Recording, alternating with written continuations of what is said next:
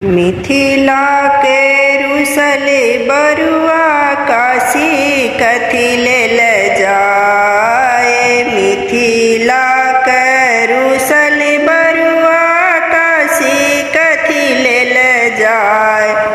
आगे दाई कियो नहीं हित बंधु जे बरुआ लेत बिलमाए।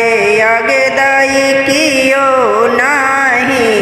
हित बंधु जे बरुआ लेते बिलमाय। आगे दाई बाबा से बरका बाबा बरुआ ले ले बिलमाय। आगे दाई बाबा से बरका बाबा बरुआ ले ले बिलमाय। दादी से यहब दादी भीख ने ठार है। दादी से यहब दादी भीख ने ठार। आगे माई भीखो ने लिए बरुआ मुँह से ने बाजाए।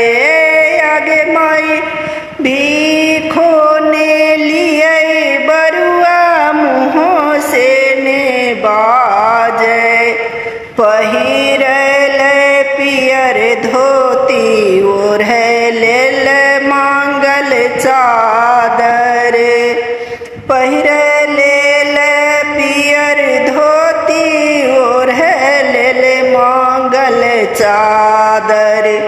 आगे मई हाथ दोनों मठा मांगे कान दोनों सोन। आगे मई हाथ दोनों मठा मांगे कान दोनों सोन। आगे मई मिथिला के रुसले बरुआ